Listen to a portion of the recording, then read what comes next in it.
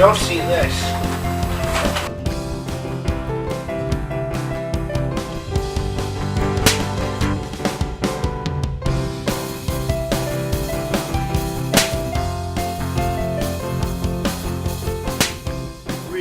are we going to be talking about? Today's subjects are the SNES Classic pre-order debacle. Yes, already. What is a collector versus what is a reseller? And why I collect. Why console collecting, video game console collecting, is more popular than collecting PCs, and I guess also collecting for PCs. Our first topic, on, I want to say, Friday night, July 21st, at about, I want to say around 11:30, I get a text message from Zulit saying, SNES Classic is on sale at Walmart.com. So I immediately just, on my computer, I go to Walmart.com, and there it is. It's available. I sign in to my pre-existing Walmart account that I made back when Nintendo Switch was, when I was looking for one. So I had that out of the way, already made, so that I don't have to sit there. It's like, oh, I made my account, and it's gone. Which would be my luck. So I put it in my shopping cart, made sure I was signed in, put my credit card information in, checked out, and it went through. My roommate texts me, and he's out of town for the day. Joe Vita, and I'm going to give him a shout out for this one, sends me this status from Sketch1984 on Twitter, saying Walmart canceled all the SNES Classic pre-orders apparently. Now this is where I heard about this first. And he sent it to me. I didn't look at it right away. I may have been driving or something when he sent it to me. And there's a responsible, it's a retweet. Sorcerer Lance, you're not alone. Everybody's pre-orders got canceled for the same reason of incomplete credit card information. They actually just jumped the gun. And there's some people in responses saying, mine wasn't canceled yet. Fingers crossed. Not everyone. Guess it's an error on the bank or card's part. But go over to this article on, and there's an identical article over on GameSpot as well that also says it. This shows a chat basically saying, we had to cancel, this is a chat with Walmart's help, put out by one of the people, or screen cap by one of the people who had their order canceled, saying, we had to cancel this order because this item was not scheduled to be displayed on the website yet. We will have it available again soon, though. It's all over the news that people successfully pre-ordered from Walmart. I am so sorry for this. I am afraid those other orders might get canceled as well. Due to a system issue, the item was incorrectly displayed before time. And here's a tweet. This was loosely verified by them on Twitter. Walmart Help, at Walmart Help. Tweet from Fusion_is_me. Walmart, how could you? The SNES Classics were released too soon. He spelled 2 with 1 O instead of 2, but that has an article that says the hunt for an SNES Classic is already a mess. And it just, I'm not even going to go through the whole thing. It's a bunch of, GIFs and whatnot of people being like, it was up for 30 minutes, and I missed it. Another window from Walmart's help saying that, once again, things were canceled. But here's where it gets interesting. A tweet from @GramPermy82. This guy just secured a SNES Classic through pre-order at Walmart. It was tweeted towards @Walmart. @Walmart tweets back, glad you scored. bicep flex emoji. Hashtag win, Brian. So here's... I have a severe problem with this. Walmart needs to get their stuff straight. Are all the orders getting canceled or not? Walmart Help says everything's getting canceled. Your main Twitter is acknowledging that this guy got it and is congratulating him. I think Walmart needs to honor most of these pre-orders, one way or other. Well, once again, companies can and will do whatever they want. But honestly, for a product like the Nintendo Classic and the SNES Classic, seeing what we did with the NES Classic and it going out of stock so quickly, and the fact that we know for sure this time that there is going to be more, but still a limited number of these, I think Walmart needs to, and most companies, need to put up waiting lists for these and pre-orders, and whoever gets one gets one. You cancel the pre-order if they're out of stock completely. You get it when you get it. I honestly think this would be the best practice at this point. Now, from some news sources, and I've provided 3 websites with this, some people were saying people charged the pre-order on their credit card and didn't immediately have the credit available. Mine is still processing. I've checked it numerous times, frantically, and to be honest, when I first ordered, I thought this was the case. I was afraid of... Weird, Walmart went live tonight. Target's not live with pre-orders. GameStop, we still don't know if maybe GameStop's not doing pre-orders. Apparently Walmart and Target at least are. So what the guy said, GameStop, that I mentioned referencing back to our show last week, that's not true. There are places that are pre-ordering. Nintendo is not barring anyone from putting out pre-orders, and I don't even think Nintendo could. Unless these stores sign some sort of agreement. I'm not a businessman. I don't know if this is a thing. But honestly,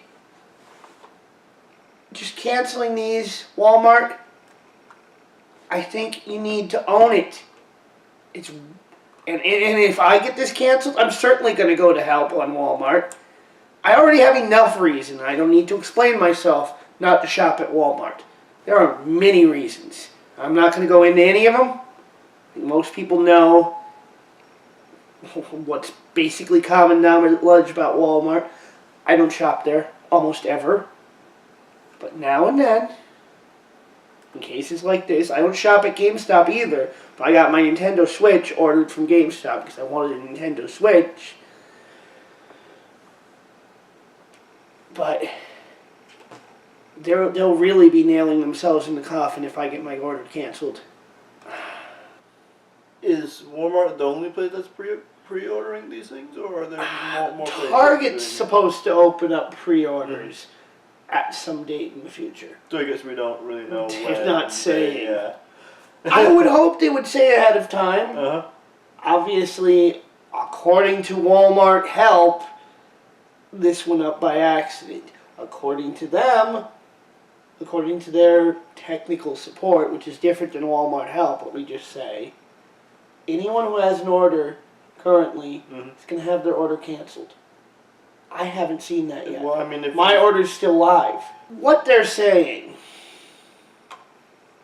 anyone who pre-ordered when this was released is going to have their order canceled. At the same time, they're congratulating a guy for scoring the pre-order. Not Walmart Help, the main Walmart Twitter.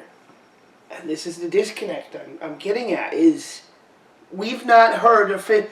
It would be nice if Walmart released a news report, a press release saying, hey, gamers, we're sorry.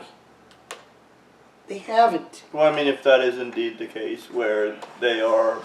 I would hope that Walmart help and Walmart's technical support is speaking for the company, but it would be nice to hear something official from a face at Walmart. Mm. And once again, companies will do what they want.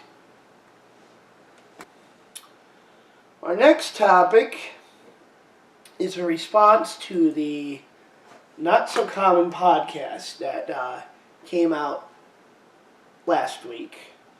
For those not familiar, the Not So Common podcast is Pat Contry, Pat the NES Punk, sits down every 2 weeks when he's not doing his other podcast, and talks about whatever he wants, not limited specifically to video games. And in the past, he's had various guests on. He's had Pixel Dan. He had Linkara from, I'm not sure if I'm assuming he's still with that guy with the glasses, or Channel Awesome. That's certainly where I knew Linkara from. He's had Ben Heck, Metal Jesus Rocks.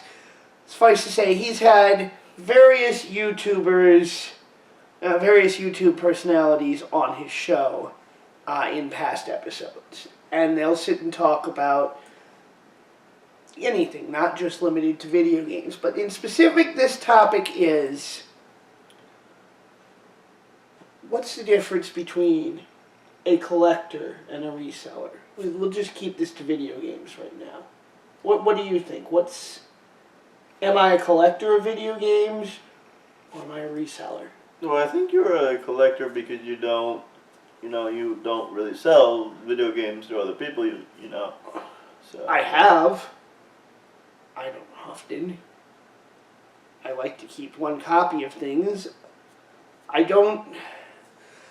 What was said in the podcast by John Hancock, who has a just massive collection of games, 12 complete United States console game collections, and he's not even rich. Mm-hmm. He finds the same I've done. He finds the deals, he buys them, puts them in his collection, goes to probably more conventions than I could afford to right now. Point he made is this: when, and I agree with it, when you're collecting, it's not about really worrying what your items are worth, you know? Mm-hmm. I make the joke, and it's a wholehearted joke, that my collection is my retirement. And it's not like... And I see it as this. There's been a fear oncoming for a long time that the console bubble is going to burst. And what that means is basically you have these games like Little Samson is one, which is heralded as a good game. But it's way expensive right now. We're going to reach a point. And you know, just for the exercise, let me bring up eBay Little Samson. Let me see what it's priced at, just for the example. Alright, there are two buy it nows on eBay. There's a $3,500 and a $2,400 for Little Samson. We're going to get to the point where nobody's going to be willing to pay these prices for games.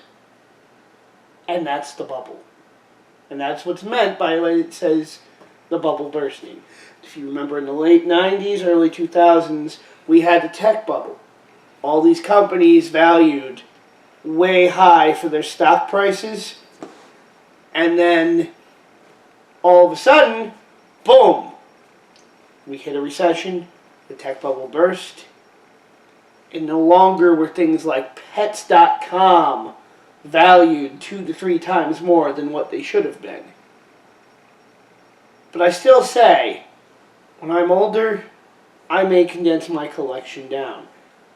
But here's the difference. I'm willing to cut a young or a fellow collector a deal when I'm like 80 years old and I'm looking to pare down what I have. And who knows, maybe I can make this decision sooner on. Maybe in 20 years I won't care. I doubt it. It's possible. But I think the difference between a collector and a reseller is this. As a collector, I understand the hunt. I understand you get up maybe a Saturday morning and you trudge out to Goodwill, you trudge out to the flea market, you go tag sailing. And you go and you look for those games. And you don't find something every day.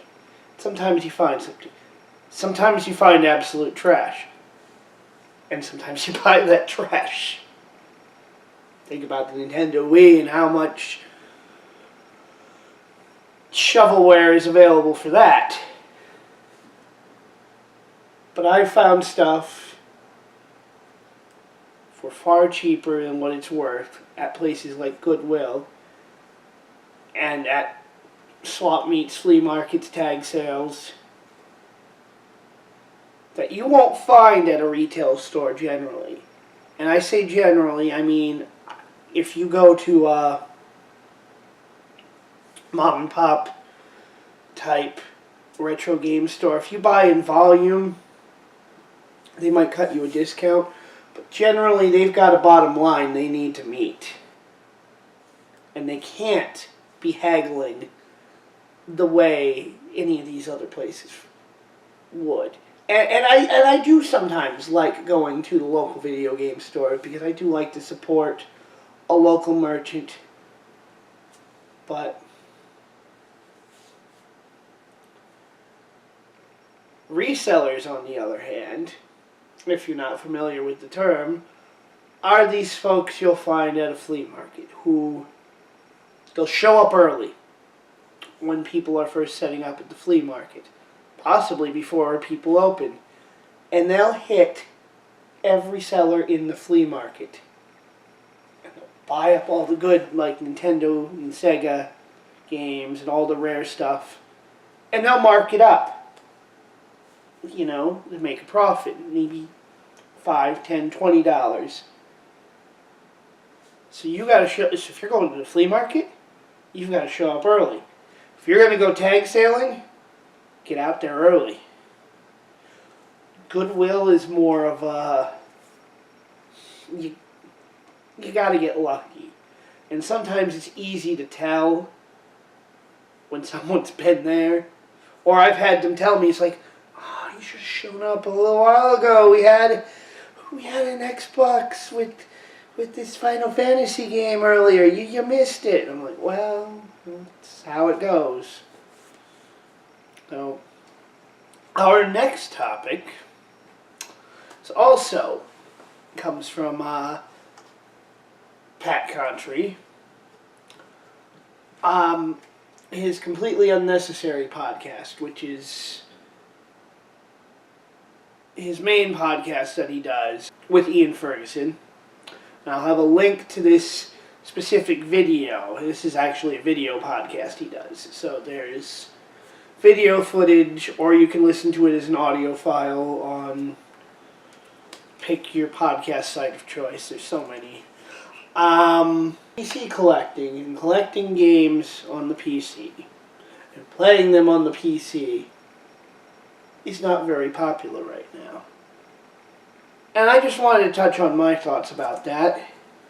When I go to play an older game, if I have it in a physical box, I don't tend to want to use DOSBox. I want to play it on the original hardware. And I realize you could make an argument, oh, but you own a PC. You own a laptop that's processor descended from the original processors that were made for this game. Why isn't it any different? Well, there's just something so satisfying about setting up a game in DOS or Windows 95 or 3.1. and sitting there and having to edit text files. It's just something overly satisfying. I plan to do other videos on this channel going through that. I actually have an all-in-one PS2 computer in my car. Black and white, but still. There's just something satisfying about fighting to get a game to work and finally just being satisfied that you can finally play your game. But Pat's argument was you could spin up DOS, but you could. You could spin up DOSBox. You could get, in the case of some Sierra games and LucasArts Adventures, ScumVM will work well. Actually, for some of the Sierra games, now that I know how to use MT32 sound through ScumVM, I might. For the most part, most of this I prefer just to run directly on an older computer, whether it's a desktop or a laptop. Dave, do you have any experience running? When did you get your first computer? Elementary school. Text-based? Yes. Yeah. I miss that so much. And I did remember playing one game on it, which I really liked, which was I can't remember what the name of it was, but it had this little rabbit, and basically you would use the WASD keys to, well no, I think it was like the arrow keys to move around. I can't remember for the life of me what the game was called, but... Was it an educational game? No. Okay. It was more of a run away from these bad people type thing. Jazz Jackrabbit? Was he a green rabbit? I don't think so, no. Ninja Rabbits. Quick the Thunder Rabbit. I know it's not Reader Rabbit because you said it wasn't, or Math Rabbit because you said it wasn't education. Writer Rabbit? I didn't know there was a Writer Rabbit. I think for those it's Math Rabbit and Reader Rabbit are the same rabbit. Yeah, I mean, I like I said, I don't remember for the life of me what That's it was, fine. but it was hilarious though because you're just moving around and it was on a floppy disk as well. The floppy disk? Yes. One of the... No, it's the smaller floppy disk. Like Small, 3.5s. Yep. Yeah. So, the other thing with a PC is you'll never get a complete collection. There was so much released over so many years. It's nearly it's literally impossible to do with all of the small indie titles and shareware. It's impossible. Till next time. Till next time. Stay See you cool. later.